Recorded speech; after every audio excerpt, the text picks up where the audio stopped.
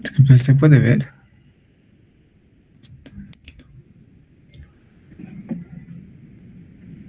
Sí, Ronaldo, sí se ve.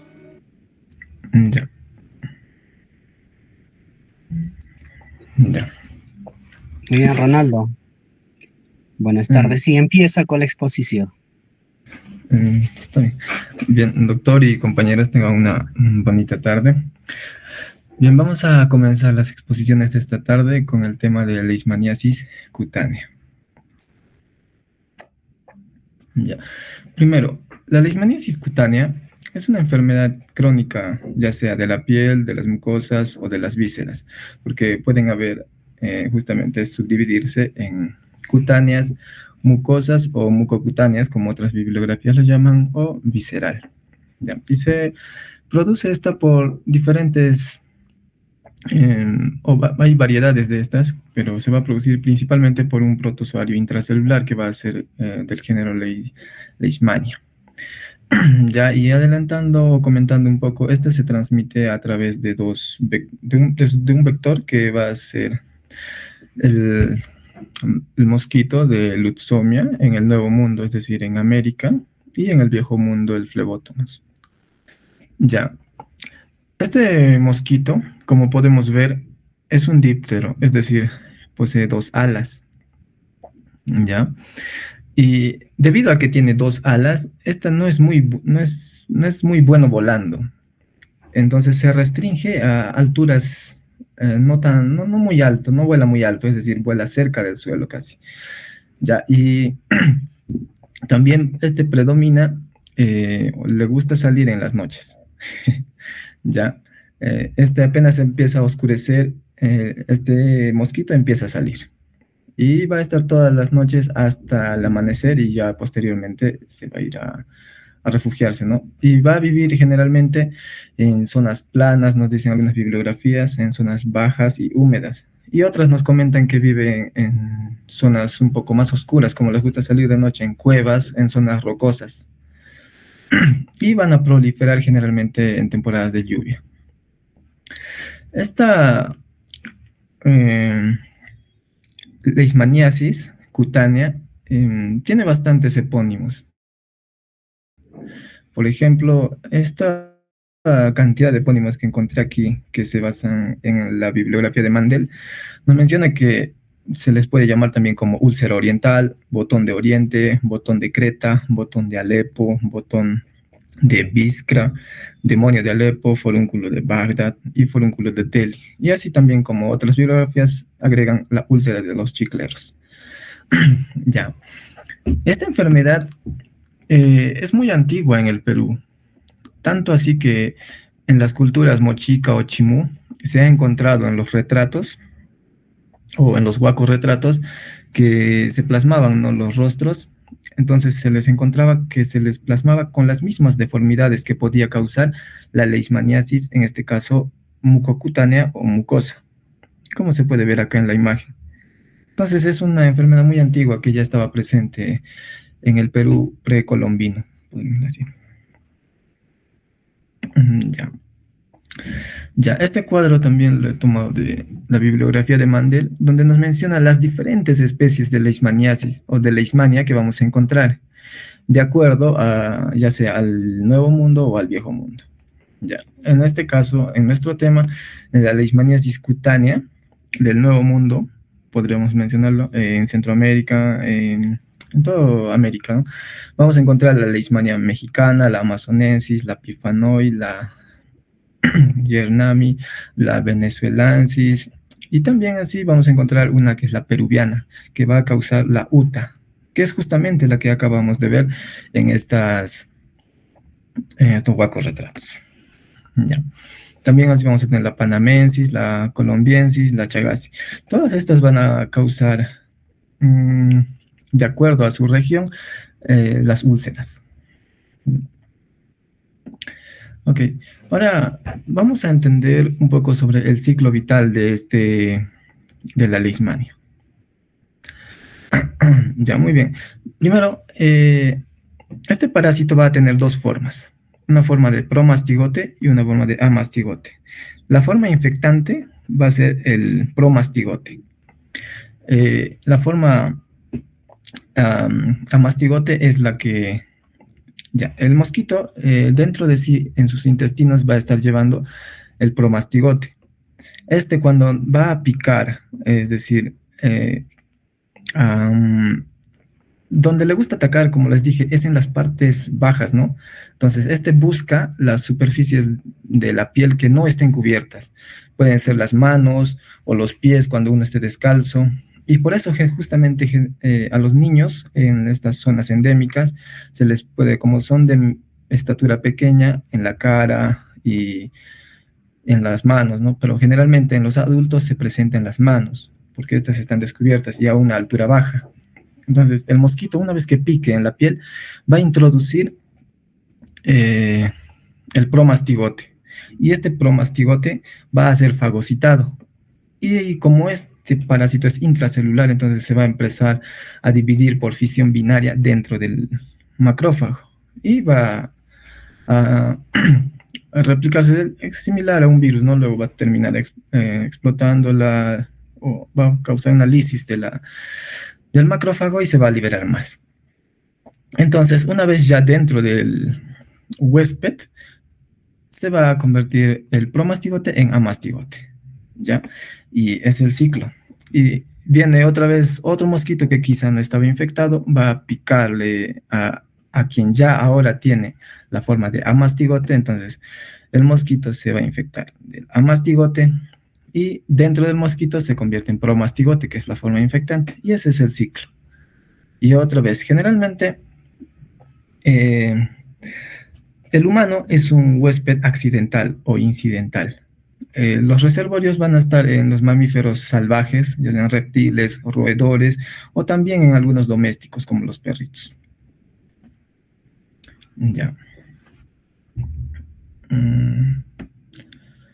Ahora, lo que vamos a destacar en esta parte son las manifestaciones clínicas que va a resaltar aquí una úlcera, que primero va a ser una pápula que se va a producir no al instante o unos días después de la picadura del mosquito, puede incluso demorar 2 a 4 semanas, en un promedio de 3 semanas. Entonces, al momento de realizar el diagnóstico en la anamnesis, pues vamos a justamente consultar esto, si ha estado en zonas endémicas hace 2 o 3 o 4 semanas, ¿no? Si ha visitado las zonas endémicas, como pueden ser las zonas tropicales. Ya esta pápula va a crecer y se va a hacer progresivamente una costra y se desprende y se deja ver como una úlcera. Una úlcera que va a tener los bordes indurados, que la que estoy resaltando aquí con el cursor, se ve que tiene generalmente, Mandel nos dice que tiene una forma de pizza, pero otras bibliografías nos dicen que tiene más forma de un cráter, que es así como se ve generalmente, ¿no? Y tiene los bordes indurados, y lo característico de esto, y para diferenciar de otros diagnósticos diferenciales, es que es indoloro, ¿ya? Y también una vez que esta úlcera esté presente, va a formar los nódulos que podemos ver acá. Entonces, esto es muy importante para la anamnesis, también en el examen físico, que se tiene que realizar, nos mencionan las bibliografías, desde la zona proximal de la... Un momentito, creo que mi batería...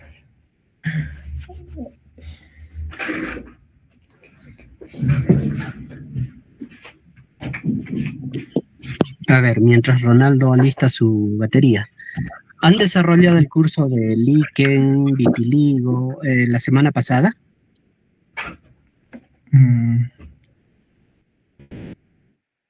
Ok. En todo caso, esos... Con el doctor Marco. Ya. Pues, con la doctora Diana, ¿no?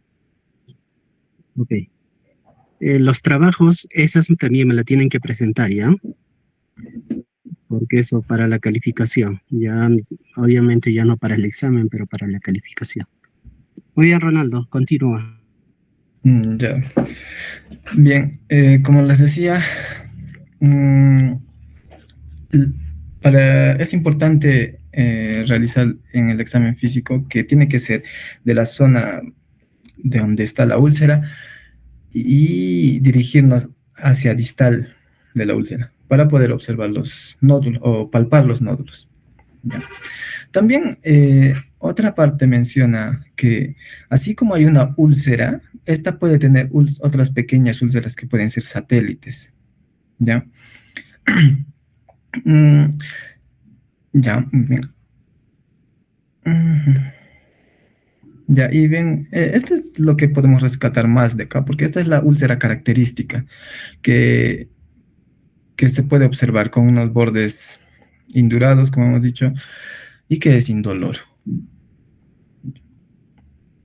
Ahora, para el diagnóstico, lo que se resalta más es la anamnesis, como hemos dicho, que si el paciente ha estado en zonas endémicas, ha viajado hace 2 o 3 semanas, o puede ser incluso más tiempo, hasta 4, y luego si ha estado expuesto, ¿no?, a zonas durante el atardecer o al anochecer. Y en el examen físico buscar los nódulos, observar la característica de la úlcera que no sea dolorosa. Ya, y también en los diagnósticos nos podemos apoyar también con el laboratorio. Por ejemplo, en el UpToDate nos menciona, en diferentes bibliografías hay muchas cosas para poder hacer diagnóstico, pero el UpToDate se resume en 3, en la histología, en el cultivo y en el PCR. Y donde nos confirmaría, nos dice más la histología y el PCR, que sería aún más. Ya. En cuanto a la histología, se refiere a la biopsia, que se tiene que realizar, nos dice, como un raspado, ya sea con el bisel de la aguja, de una jeringa, o con el bisturí. Un raspado y poder observar luego en el microscopio y se puedan observar los amastigotes donde para confirmar, se puede decir, se tiene que observar el cinetoblasto, que tiene una forma de bastón, nos dice. ¿Ya? Y los amastigotes, como dijimos, el promastigote, donde se encuentra en el vector. Una vez que su forma infectante es el promastigote, ¿no? Nos inocula el promastigote y el promastigote dentro ya del huésped se va a convertir en amastigote, y esto es lo que se tiene que observar, los amastigotes. El cultivo y también el PCR, la reacción en cadena de la polimerasa, que sería el diagnóstico más certero, se podría decir, ¿ya? Y también aquí podemos ver un círculo pequeño, no sé si se logra apreciar. En este círculo es donde nos dice que se puede hacer una aspiración también con aguja para poder realizar el cultivo. Ya. Muy bien. Ahora, en cuanto al tratamiento, hay muchos tratamientes también. Varía mucho de acuerdo a las bibliografías, pero he tomado esta parte de la Organización Panamericana de la Salud, donde lo divide o lo separa, lo clasifica un poco más didáctico, donde aquí nos dice, este cuadro del lado izquierdo nos menciona el tratamiento local, donde nos dice que es intralesional con tratamientos antimoniales. Ya, esto es subcutáneo con inyección. Nos dice que se puede realizar de 3 a 5 infiltraciones de 1 a 5 ml por lesión.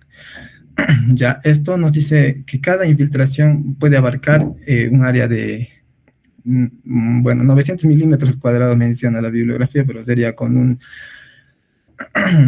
radio o diámetro de 3 centímetros la herida. La úlcera tendría que tener un diámetro de 3 centímetros y entonces es lo que nos cubre, ¿ya?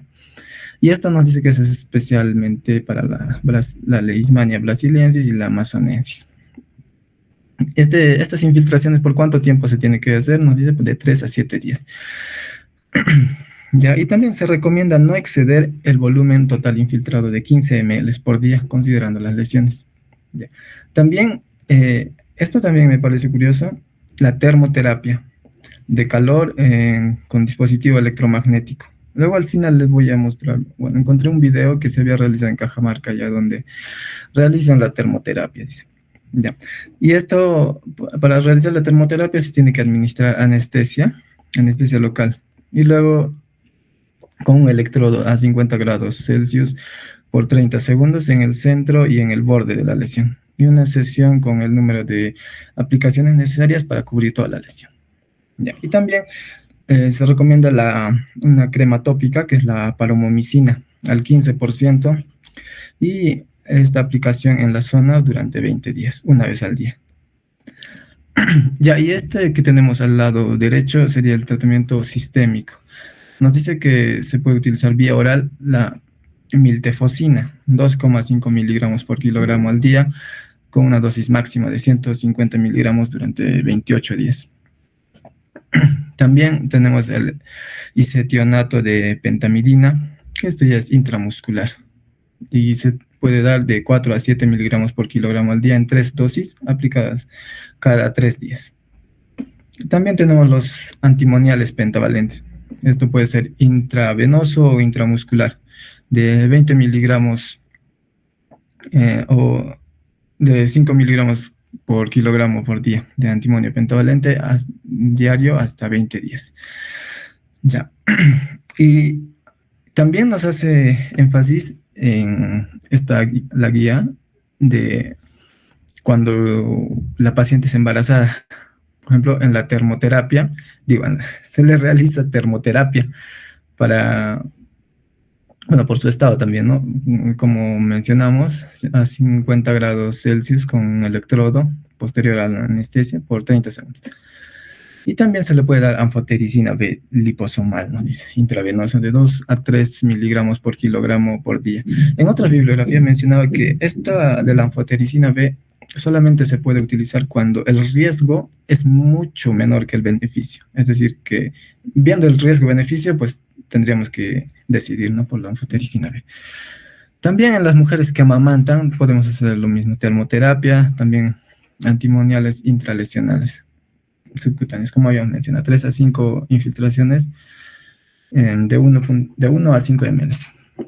Ya. Y también la anfotericina B intravenoso de 2 a 3 miligramos por kilogramo al día hasta una dosis total acumulada de 20 a 40 miligramos por kilogramo. Y esta anfotericina B nos dice que pueden ser necesarios intervalos de 24 horas entre dosis en caso de elevación de la creatinina. Bien, eso sería todo en cuanto a esta parte. Muchas gracias. Muy bien, Ronaldo. La clasificación de la leishmania básicamente es eso, ¿no? La cutánea y la visceral. Lo que se describe como mucocutáneo, en realidad nosotros vemos acá, y es una experiencia personal, que muchas de las que inician como una cutánea, lamentablemente recidivan posteriormente como una mucocutánea. A un grupo le había comentado y creo que le encargamos para que revisaran si es que hubiera bibliografía disponible de por qué el tropismo de estos parásitos a las mucosas, nasofaringia sobre todo, ¿no? Porque cuando recidiva este parásito, generalmente afecta a las fosas nasales y la mucosa orofaringia y terminan a veces destruyendo la úvula o perforando inclusive el tabique nasal, el mismo paladar. Y esto resulta pues poco funcional para los pacientes que lo padecen. Eso por un lado. Por otro lado, las zonas endémicas en la región Puno, y es que es de interés para ustedes, porque ustedes van a hacer el internado en la región Puno, algunos se irán quizás, y van a hacer también el serum en la región. Entonces tienen que saber. La zona de Sandia, San Juan del Oro, Putinapunku, los pacientes que vienen de la zona de Puerto Maldonado, ellos son los que vienen con la enfermedad. Y generalmente son pacientes con un historial de enfermedad de varios meses, inclusive años. No son pacientes que vienen, ¿sabe qué? Me picó hace 2 semanas, hace 3 semanas y me apareció esto. No.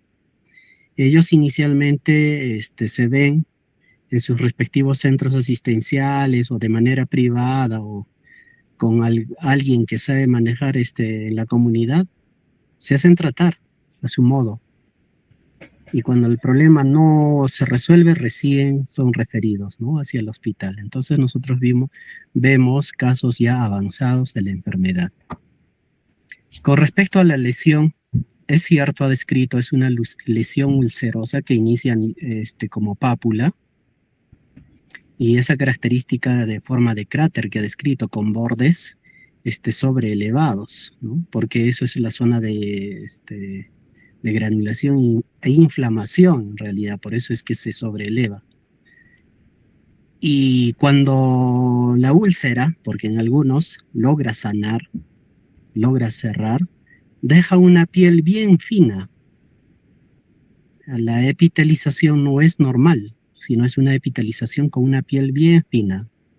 Algunos describen como piel de cebolla. Otro, va a comentar sobre, los métodos diagnósticos. Los que se utiliza habitualmente y los que tenemos disponibles a nivel nacional en la región, uno es el frotis, ¿no? El frotis, o lo que dijo la biopsia, el raspado, y se observa directamente el amastigote ahí a nivel de la lesión, ¿no? Entonces el primero y lo que tenemos disponible es el raspado o frotis. En segundo lugar, ¿qué pasaría si un paciente ha hecho pápula, ha hecho una úlcera y ha cerrado? Y no hay forma de raspar, pero por el antecedente epidemiológico y la clínica es leishmania. Ronaldo, ¿qué le haríamos? En nuestro medio, doctor, Sí, o, o así en general, sí, teóricamente. a ver, en general. Ya, como había mencionado, se puede realizar la reacción en cadena de la polimerasa, Ok. donde se va a dar. Sí. Es cierto, hay casos en los cuales no podemos hacer el frotis porque la lesión ya ha cerrado. O hay casos mucosos en los cuales el acceso es un poco difícil. Entonces se recurre, y tenemos nosotros en la región, la inmunofluorescencia indirecta. Por supuesto, lo que detecta son anticuerpos, ¿no? No es lo que no detecta al parásito, ¿ya? La reacción en cadena de la polimerasa, pues es esa, ¿no? Lo que hace es amplificar, la reacción en cadena de la polimerasa lo que hace es amplificar componentes genéticos del parásito, ¿no? Detecta un poquito y esa la amplifica, y esa la podemos evaluar. Ah, ¿qué opinas de la leishmanina? Mm, ay, mm, Ok, tranquilo, lo he Ronaldo. leído, pero no lo, Ok. no le... Así como existe la tuberculina, que seguramente lo va a exponer en el siguiente, la leishmanina es una prueba similar a la tuberculina o la prueba de Mantoux. Obviamente esto no tiene ¿cómo les digo?, un valor diagnóstico que nos pueda apoyar. O sea, un paciente que ha tenido leishmania y así se haya curado, si le aplicamos esta prueba de leishmanina va a salir positivo, porque lo único que nos va a decir es que ha habido exposición, ¿no? Eso es todo, pero no nos dice si la infección está activa o no. Entonces, por eso es que no se utiliza ya mucho como diagnóstico, ¿no? Y finalmente, como tratamiento, dentro del arsenal terapéutico que ha mencionado Ronaldo, tenemos los antimoniales. Anteriormente se estaba usando el glucantime, actualmente se está utilizando el meglumini de antimoniato. La dosis es 20 miligramos por kilo y por un ciclo de 20 días o 28 días, dependiendo. Algunas veces se puede repetir el ciclo cuando vemos que no hay respuesta adecuada. Por supuesto que la enfoteresina es una opción ya de última línea, ¿no? Y tenemos nosotros acá en el Hospital Carlos Monge Medrano algunos pacientes que están recibiendo enfoteresina. pero les comento que estos pacientes no reciben de primera instancia anfoteresina, son pacientes que ya han sido tratados y han recidivado, lamentablemente. Ahora, con respecto al tratamiento tópico, ya a nivel local, sea por infiltración o la termoterapia, nosotros no tenemos experiencia. Yo soy internista, no soy infectólogo, y tampoco tengo entrenamiento en ese procedimiento. De acuerdo a teoría, sabemos que se puede hacer. Estas infiltraciones, sobre todo, las realizan mucho los establecimientos de salud en sus medios, o sea, en San Juan del Oro, ellos, yo no sé cómo consiguen los medicamentos. Y ellos les administran así localmente. Obviamente están infiltrando, pero no están respetando el procedimiento correcto. Por eso es que no hay resultados. No hay resultados porque no hay apropiado procedimiento. Bueno, con respecto a la termoterapia que ha comentado Ronaldo, nosotros no tenemos experiencia y por lo tanto tampoco hemos aplicado, ¿no? Habrá que revisar el tema y en algún momento quizás pedir entrenamiento, porque yo creo que sí podría coadyuvar sobre todo al a la terapia sistémica, ¿no? Este tipo de pacientes. Y hay bastantes pacientes. Ahora, ¿a qué edades afecta? Lamentablemente, adultos. Acabo de ver un paciente de 70 años ahora en la tarde, pero lo común son pacientes jóvenes, entre 20 a 40 años. Ese es el promedio. Pero resulta que también tenemos 3 pequeñines recibiendo tratamiento. Una pequeña de 4 años que terminó ya el ciclo, y hay otro de 9 años y otro de 15 años, ¿no? Que va a iniciar el tratamiento.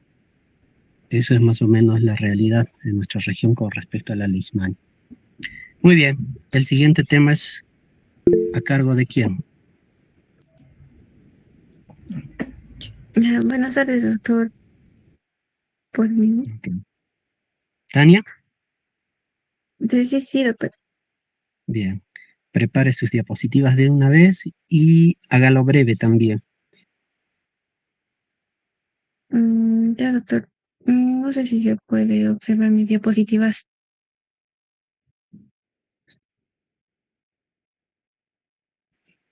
A ver, Tania, sí se ve, pero usted va a tocar tuberculosis cutánea y lepra, ¿no?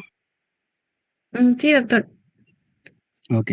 Y con respecto a la lepra, hazlo mucho más breve, porque esa es una enfermedad ya casi histórica y ya inexistente en nuestro medio, por lo menos no se diagnostica en varios años, ¿ya? Entonces, enfatiza un poco lo que es tuberculosis cutánea y lepra, solamente haz un comentario así breve. Ya, doctor. Bueno, doctor y compañeros, tengan ustedes muy buenas tardes. Continuando con las exposiciones, yo voy a hablar sobre la tuberculosis cutánea y sobre la lepra. Voy a comenzar hablando sobre la tuberculosis cutánea.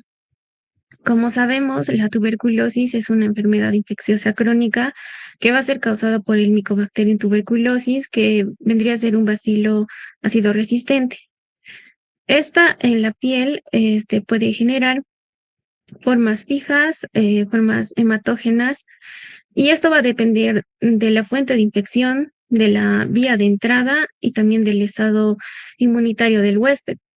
En cuanto a la epidemiología, las lesiones cutáneas que se ven en la tuberculosis o la tuberculosis cutánea vendría a ser poco frecuente. Ya, incluso la bibliografía nos menciona que esta va a representar menos del 2% de todas las manifestaciones extrapulmonares. Y esto va a estar relacionado con la pobreza, con el hacinamiento, con la migración de las poblaciones con alta endemia, también con la infección por el VIH y con la tuberculosis multiresistente. En cuanto a la etiopatogenia, en un 95% va a ser causada por el Mycobacterium tuberculosis y en casos raros por el Bovis africanum y el Microti. Las vías de infección, la principal vendría a ser la inhalación y en casos menos frecuentes la ingestión o la inoculación cutánea. En cuanto a las formas de presentación cutánea, tenemos a la primoinfección, que va a ser poco común y se va va a dar en personas que no han sido infectadas anteriormente por esta bacteria. Y esta se puede presentar en los pacientes, bueno, con nódulos, con linfangitis y adenopatía.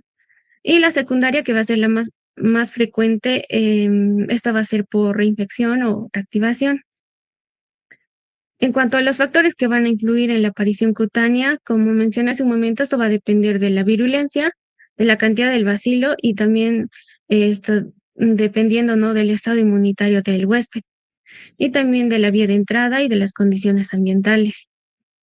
En cuanto a la inmunología, la principal vía inmunitaria vendría a ser la vía TH1, que va a estar mediada por las interleucinas 6, 12, 1 alfa y 1 beta, las cuales van a estimular a que los macrófagos se puedan diferenciar en células epiteloides y células gigantes.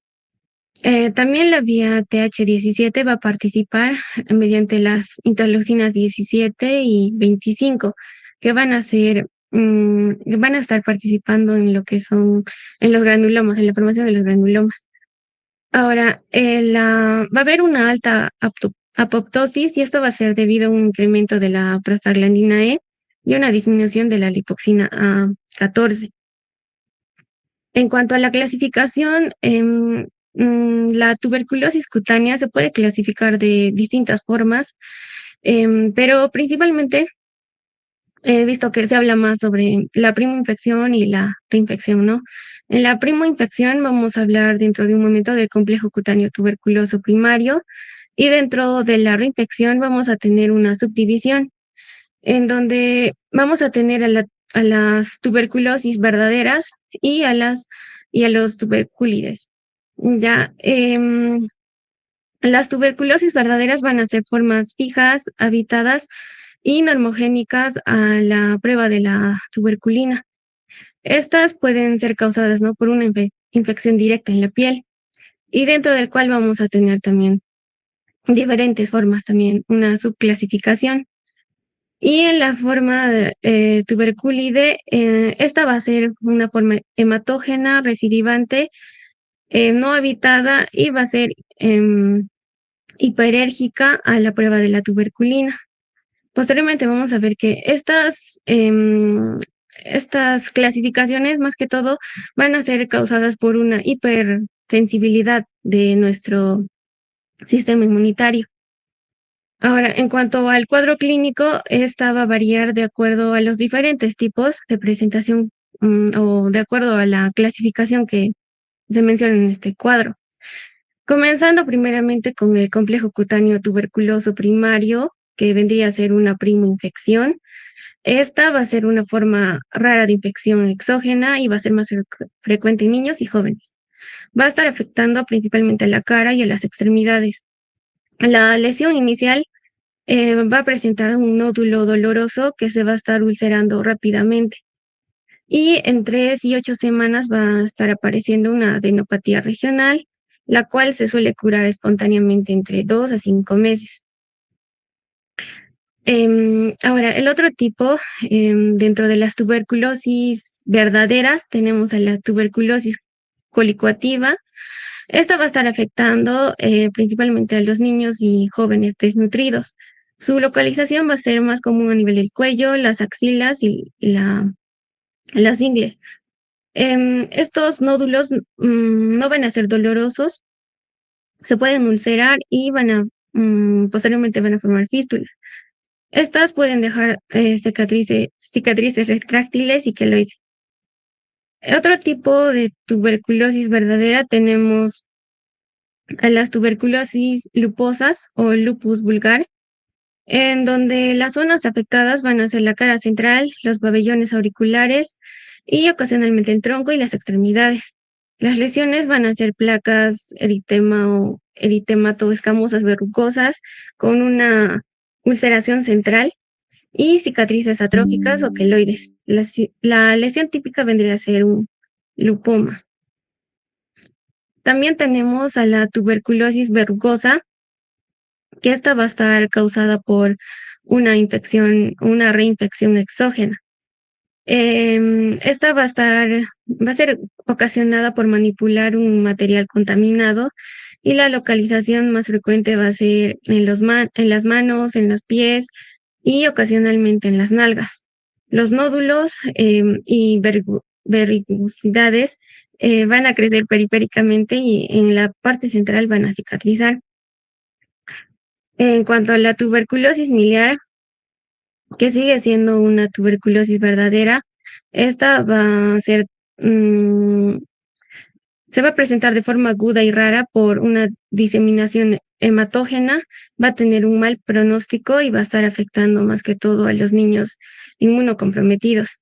Las lesiones se van a presentar con nódulos, pústulas, úlceras y áreas hemorrágicas.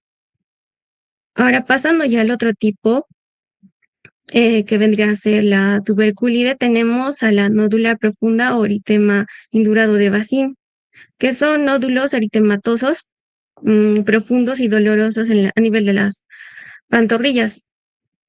Este va a tener un curso crónico y va a estar empeorando con el clima frío y puede evolucionar a úlceras, como vemos en estas imágenes, ¿no?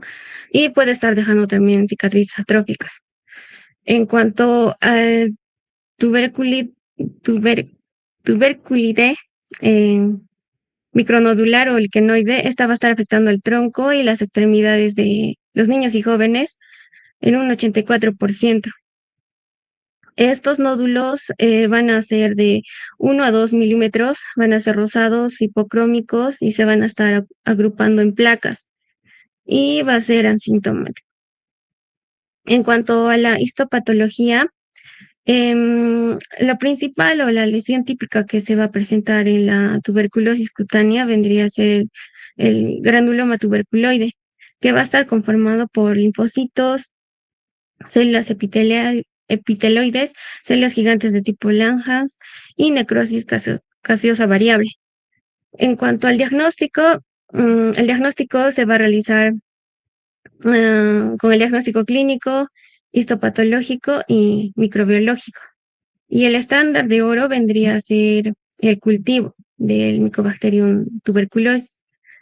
Las pruebas complementarias que se pueden usar son la biopsia, el frotis, la prueba de Mantoux o de la tuberculina y también los ensayos de liberación de interferón gamma. Estos, como la biopsia, el frotis, se puede usar más que todo en la tuberculosis verdadera. Y la prueba de Mantoux o los ensayos de liberación de interferón gamma, más que todo en el tipo de tuberculida, porque en las heridas o en las lesiones cutáneas que vamos a encontrar, no va a haber una gran cantidad de bacterias.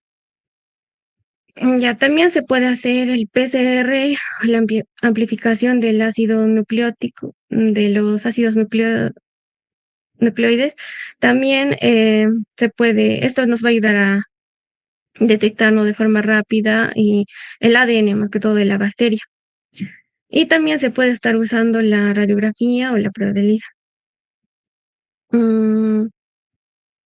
En la prueba de la tuberculina lo que se hace es inyectar antígenos de la bacteria y se le pide al paciente que regrese después de 72 horas aproximadamente y de acuerdo y posteriormente vemos, ¿no? El tamaño. Lo que se mide es el tamaño de la induración. Si esta va a ser mayor o si es menor de 5 milímetros, va a ser negativa la prueba. Si es entre 5 y 9, esta puede ser producto, ¿no? de quizá hay pacientes con inmunodepresión o que están desnutridos. En esos casos también puede ser mayor, puede estar entre 5 y 9. Y cuando es mayor de 10, quiere decir que la prueba es positiva, porque hay una reacción, ¿no? Por parte de nuestro organismo. En cuanto al tratamiento, vamos a tener, el tratamiento va a ser igual al igual que se trata a la tuberculosis, ¿no? sistémica o como vemos en neumo. Entonces, va a tener una fase intensiva em, que va a ser de 2 meses. Esta se va a estar tratando con isoniazida, rifampicina, piracinamida y etambutol. Y la fase de sostén va a ser de 4 meses y se trata con isoniazida y rifampicina. Los fármacos de segunda línea que se pueden usar son los aminoglucósidos, las fluoroquinolonas y los bacteriostáticos orales. Y en los casos especiales, por ejemplo, en pacientes con VIH, el tratamiento va a ser mayor o igual a 8 meses y se debe evitar interacciones con antirretrovirales. Y en el embarazo se debe evitar la streptomicina y también se puede evaluar, dependiendo a la lesión que tiene el paciente, una posible cirugía. Ahora, en cuanto a la lepra, A ver, esta, Tania, vamos a hacer Tania, disculpa, vamos a hacer un pequeño corte antes de que se me vayan las ideas al respecto. Ya, y como mm, dijimos lepra, ya lo vas a pasar en menos de 5 minutos. ¿Han visto ustedes ahí en las imágenes que presentó Tania una forma de tuberculosis cutánea verrucosa? A ver si les puedes poner.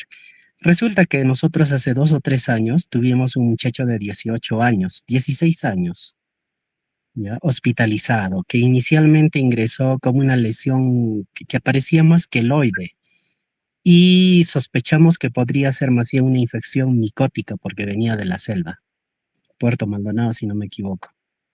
Le hicimos algunas pruebas, exámenes serológicos incluidos, y salían todos negativos. Así es que el dermatólogo lo evalúa y lo inicia tratamiento con antifúngicos, pensando que era una infección por micosis. Pero lo que llamaba la atención que eran lesiones amplias en todo el pecho, hombro, inicialmente. Después de un tiempo reingresa el paciente porque no había respuesta al tratamiento y las lesiones se habían extendido. Y en este nuevo examen se repiten todas las pruebas y resulta que el pequeño, ya no tan pequeño, ¿no? Joven, era VIH positivo, lamentablemente. Y resulta que la vaciloscopía salió positivo a nivel de las lesiones dérmicas. Entonces, en realidad estaba cursando con una tuberculosis cutánea de tipo verrucosa. ¿Pero por qué? Porque era un paciente inmunosuprimido.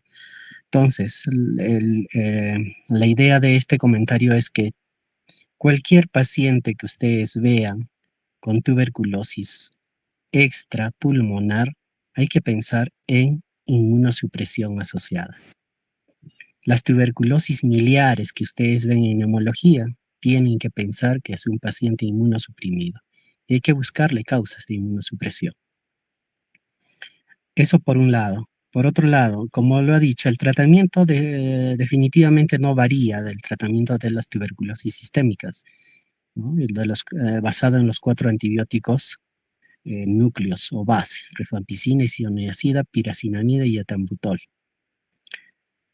Con respecto a el diagnóstico, también lo ha mencionado, el PROTIS directo, es decir, la biopsia, la identificación del bacilo por la baciloscopía, que se puede hacer extendidos de las lesiones o secreciones si es que hay baciloscopías directas.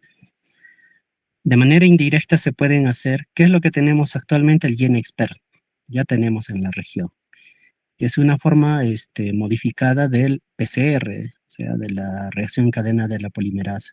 Lo que hace es amplificar los genes que se pueden encontrar del Mycobacterium y se tiene el resultado. Una cualidad de este GenExpert es que identifica la sensibilidad a la isoniazida, ¿no? O sea, en otras palabras, estamos haciendo 2 estudios a la vez.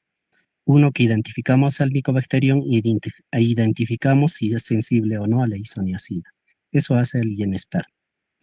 Con respecto al IGRA que comentó, el IGRA está basado en la prueba de la detección o dosaje del interferón gamma. ¿Qué más? lo que se ha visto con mayor frecuencia, el comentario que les hice, eso es un caso realmente atípico para nosotros, ¿no? Es un caso único, no se ha vuelto a ver. Lo que sí suele ver con frecuencia es la tuberculosis mamaria. ¿Por qué creen ustedes que habría un poco más de frecuencia de tuberculosis mamaria? A ver, Tania, tú. Mm,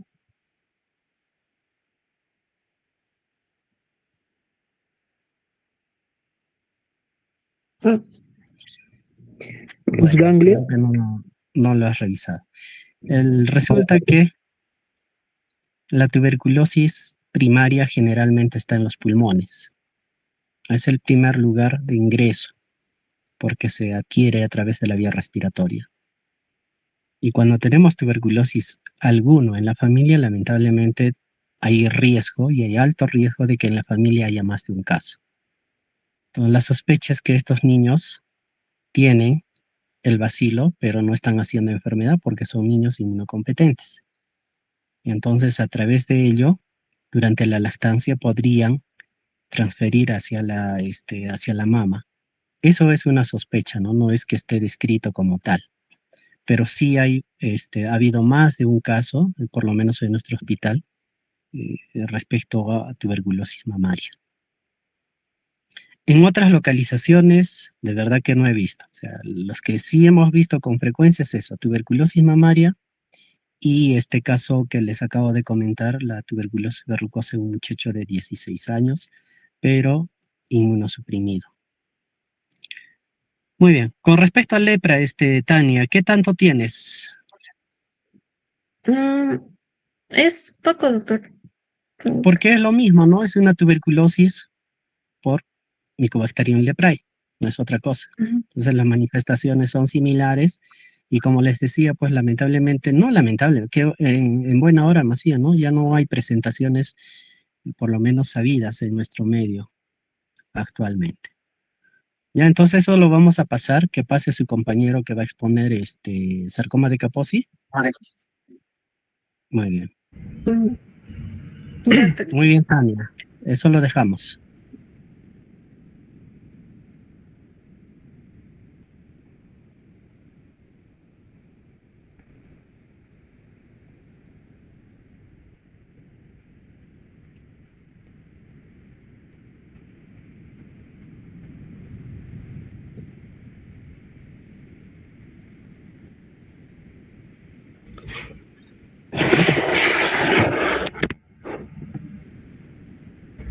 ¿Se puede ver las diapositivas, doctor? Walter, ¿cómo es? William, doctor. Ah, perdón, William, sí se ve. Ya. Inicia. Doctor, buenas tardes, compañeros, buenas tardes. El día de hoy vamos a hablar sobre sarcoma de Kaposi. Mi nombre es William Henry Ojeda Saavedra. Bueno, en la definición de esta enfermedad viene a ser que es una enfermedad sistémica, es una neoplasia, pero en algunas bibliografías también lo mencionan como una hiperplasia vascular. Tiene una característica que es multifocal, con afectación predominante cutánea y está constituida por una proliferación de células endoteliales. Esta enfermedad está relacionada con la infección por el virus herpes humano tipo 8 y los factores que van a alterar estos son los factores genéticos, inmunológicos y ambientales. Esta enfermedad tiene varios epónimos, ¿no? Por ejemplo, se le llama también como sarcoma pigmentado múltiple e idiopático de la piel. También se le dice sarcoma múltiple hemorrágico y también retículo endoteliosis angiógena. Esta angiomatosis sistémica tiene una evolución maligna. Se va a manifestar inicialmente como nódulos vasculares en piel, básicamente, y en otros órganos. La bibliografía resalta que afecta predominantemente a hombres homosexuales. En cuanto a la historia, esta enfermedad se ha descrito por primera vez en el año 1872 en Hungría por el dermatólogo eh, Moritz Kaposi. Este médico describió a 5 hombres llamándole por primera vez, como ya habíamos mencionado, sarcoma pigmentado múltiple e idiopático de la piel. En cuanto a la etiología, en el año 1994, Chang y los colaboradores hicieron un hallazgo, ¿no?, que ha revolucionado al identificar por primera vez el ADN del virus herpes humano tipo 8 en muestras cutáneas en un 95%. La presencia del virus va a estar en todas las formas de Kaposi. Vamos a ver más adelante que hay una clasificación se basa en cuatro clasificaciones. Ahora, en cuanto a la transmisión sexual, esta también puede haber transmisión vertical.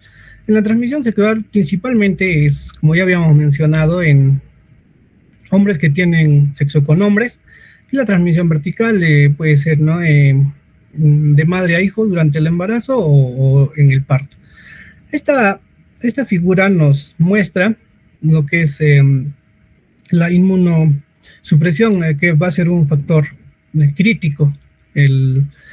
Este virus, del virus herpes humano tipo 8, va a permanecer inactivo en muchas personas sanas, ¿no? Pero cuando el sistema inmune se va a debilitar, ya sea por el virus, por el VIH o por los medicamentos, este virus se reactiva y va a promover lo que es el crecimiento tumoral en este caso.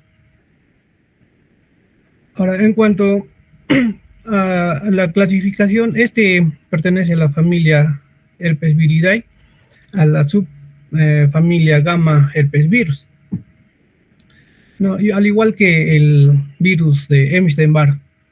El material genético tiene un ADN de doble cadena y es capaz de integrarse en el genoma de las células infectadas. Y este es un virus oncogénico, ¿no?, que dice que va a producir o puede producir cáncer. Ahora, en cuanto al mecanismo de transformación tumoral, la integración virus-ADN celular, el VIH, el virus herpes humano 8, se va a introducir el ADN a las células endoteliales, específicamente a los vasos sanguíneos y a los linfocitos B. Se van a integrar y va a alterar todo el mecanismo normal de regulación celular, lo que va a llevar a un incremento, ¿no?, de la proliferación celular, y esto se va a descontrolar, ¿no?, y va a formar lo que es un tumor. Ya, ahora, gracias a la inhibición de genes como la P53 y la retinoblastoma, va a haber, ¿no?, el incremento de la proliferación celular. Este gen P53 también se le conoce, ¿no?, como el gen guardián del genoma.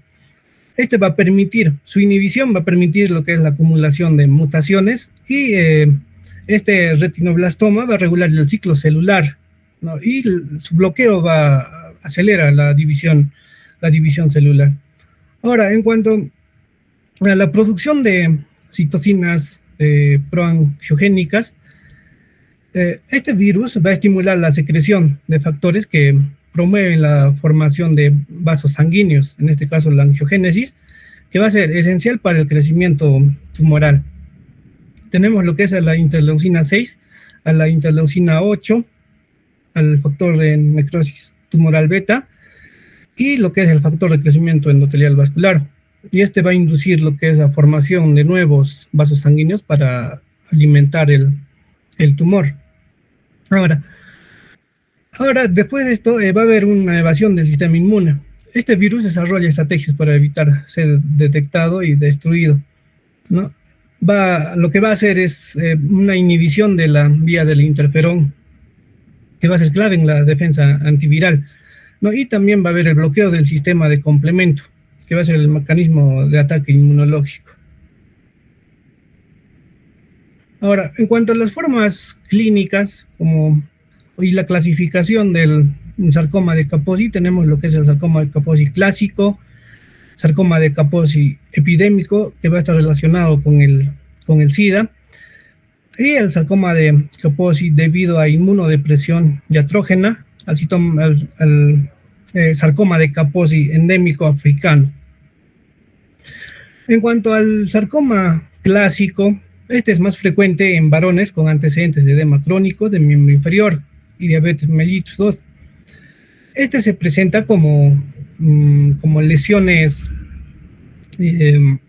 cutáneas, máculas, placas y nódulos de color púrpura, azul rojizo o marrón, ¿no? Y las lesiones nodulares pueden ulcerarse y la característica de este es que puede sangrar fácilmente.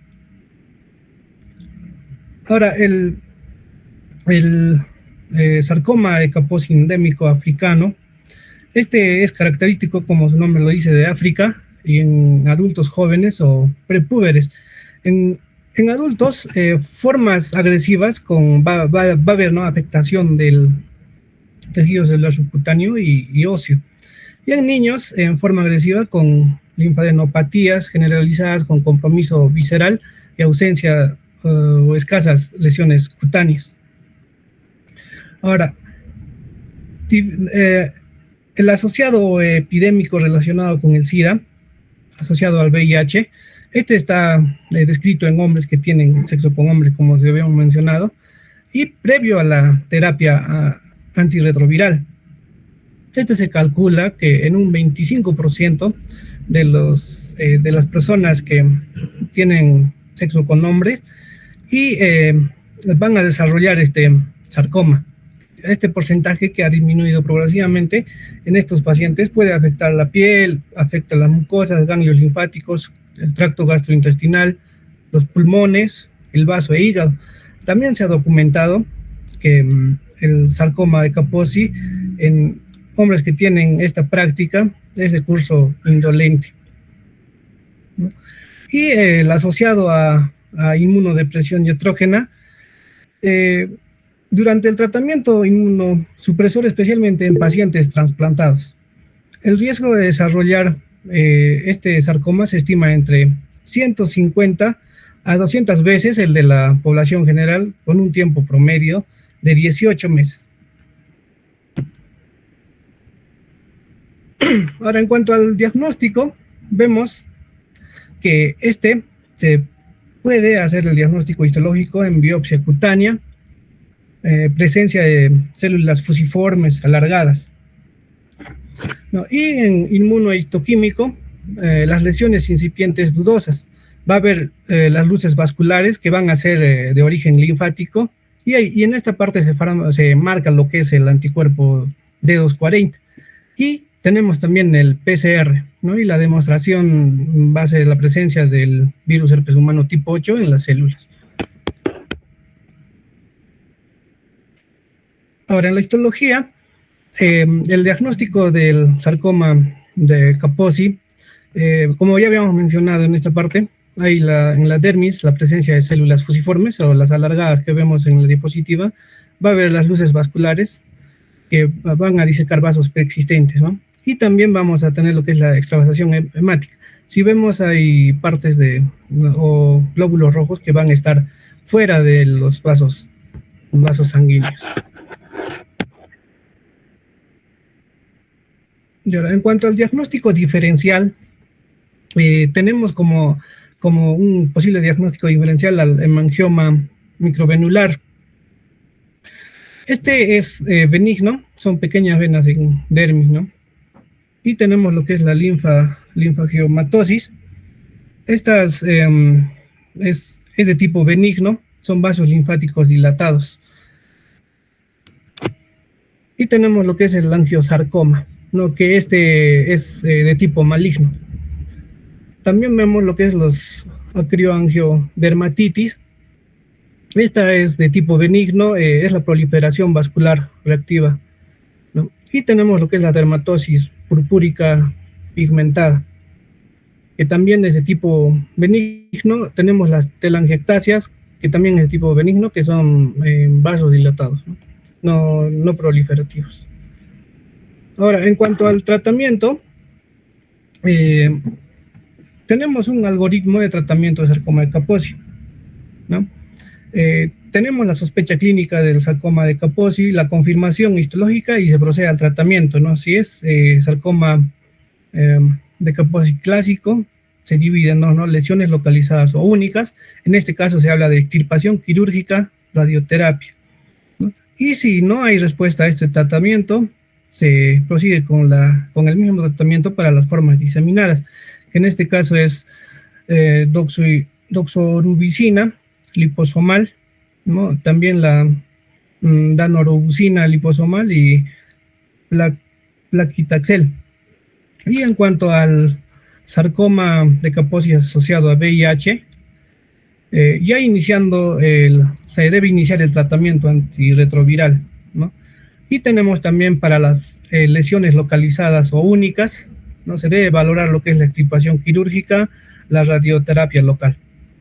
Y para sus formas diseminadas, también usamos, ¿no?, lo que es la doxorubicina liposomal, la danorubicina liposomal, ¿no? Y ahora, en cuanto al sarcoma de Kaposi asociado a inmunosupresores, se debe suspender, ¿no?, o reducir el inmunosupresor en este caso. Y también vemos que se puede hacer, ¿no?, las terapias antirretroviral, el control de VIH por targa. Tenemos lo que es la terapia local, la terapia sistémica, ¿no? En este caso, en la terapia sistémica usamos lo que es el interferón alfa, que va a tener propiedades antiangiogénicas, antiviral e inmunomoduladora, ¿no? Y vemos lo que en esta parte se usa lo que es la quimioterapia. Esta es la bibliografía, doctor, y bueno, gracias, es todo con mi exposición. Muy bien, William. La preguntita para ustedes. Ustedes están viendo un paciente con VIH, hospitalizado, están pasando a visita, va muy bien, y de pronto no se percataron, porque a veces eso suele suceder, que no le han hecho un examen general, pero el paciente les dice, me han salido unas manchas moradas en el cuerpo. ¿Cuál es la primera sospecha diagnóstico que tendrían?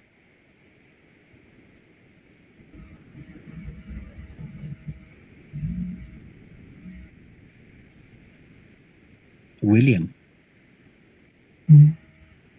Sí, doctor. El diagnóstico diferencial sería una dermatosis purpúrica.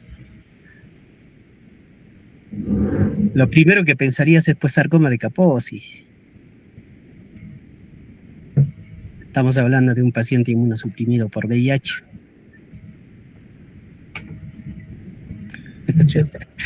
A veces las preguntas que se les hacen en los exámenes son así. Lo que pasa es que no lo comprenden y luego se confunden. Bueno, sarcoma de Kaposi también es una entidad que lo van a ver ustedes. Aún cuando están en el internado lo tienen que reconocer, chicos. Lo primero que van a pensar en un paciente con VIH y que viene con lesiones así, maculopapulares, porque suelen ser maculopapulares, algunos inclusive hacen nódulos, ¿ya? Y son rojizos oscuros o vinosos o violáceos, ¿no? El paciente dice, manchas moradas me han salido, dicen ellos. ¿Ya? Lo primero que se piensa es eso, sarcoma de Kaposi. Si bien es cierto, el sarcoma de Kaposi no es una, ¿cómo les digo?, una complicación directa del VIH, más bien es ¿no?, es un factor condicionante. O sea, el VIH inmunosuprime y hace que el virus herpes 8 salga al escenario, produciendo este tipo de lesiones, ¿no? El tratamiento lo ha mencionado, nosotros lamentablemente en nuestro medio no tenemos forma de tratar este tipo de lesiones porque ya tienen un comportamiento igual que lesiones neoplásicas. Por lo tanto, lo que hacemos nosotros es referir nomás pues a un centro de mayor complejidad para que lo vean.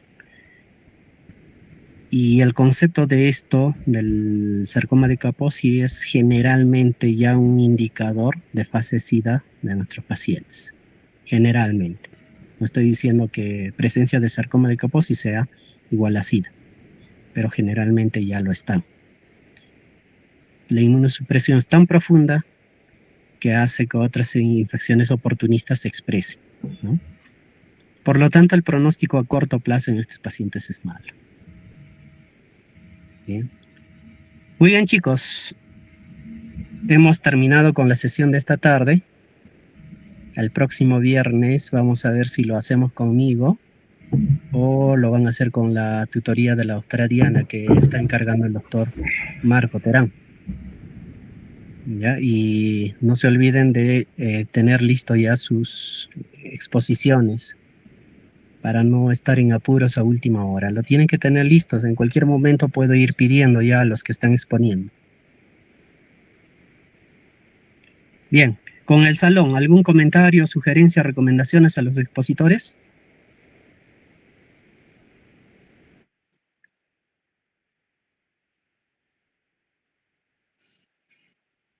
Creo que ninguno, ¿no?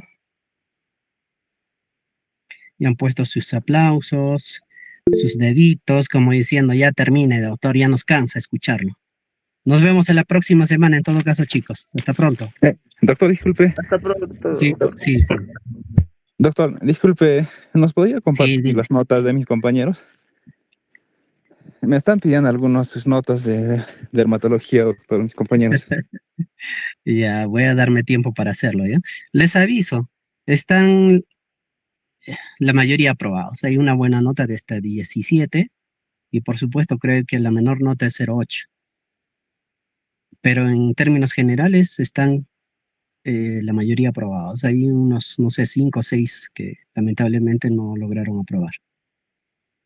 ¿Ya? Eso es. En promedio, la mayoría de ustedes tienen entre 13 a 14, 13 a 15, ¿no? Y hay algunas notas que son 16 y uno máximo 17. Yo creo que cada uno de ustedes ya saben porque se les ha dado, se ha resuelto el examen con ustedes. Bien, nos vemos entonces. Hasta luego, doctor.